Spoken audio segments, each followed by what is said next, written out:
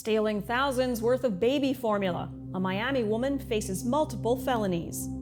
And a fraudster is caught red-handed on this week's Rambosk Report.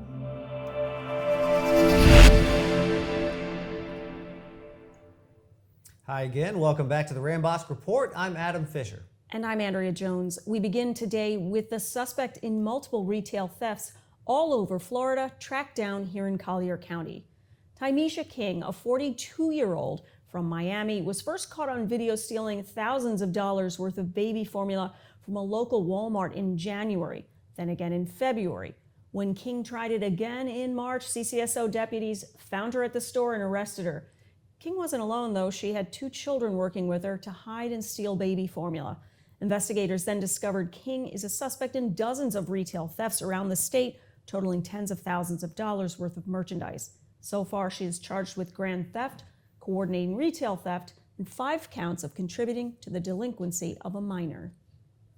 A convicted felon is back in jail after being accused of check fraud in Naples. This started Tuesday when a customer at a local bank said a stranger approached him and asked him to cash what appeared to be a fake check. Later that night, deputies found 31-year-old Laurice Milletti of North Carolina in a shopping center after hours. You see him here. When he was questioned about his suspicious behavior, Milletti took off. After he was apprehended, deputies found a check in Milletti's pocket that had a name typed on it. Then, deputies found a typewriter in Milletti's vehicle.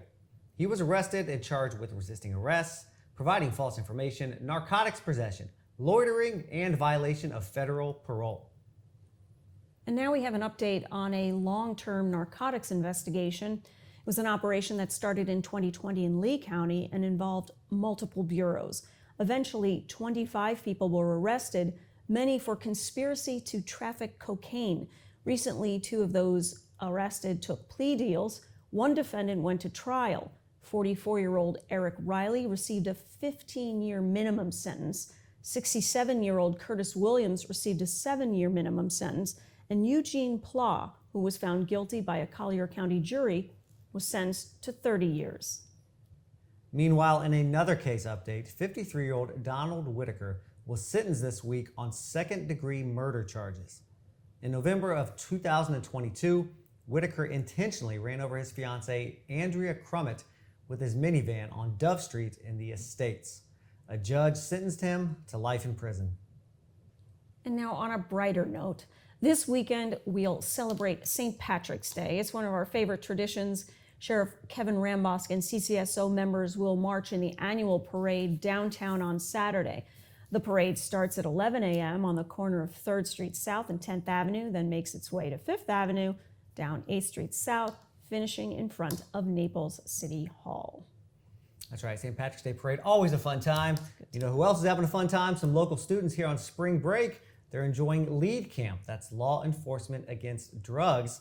This week, it's hosted by CCSO's Youth Relations Deputy.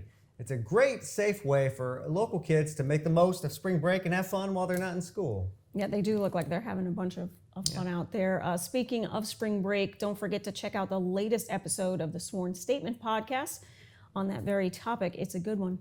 Thanks for joining us. We'll see you next week.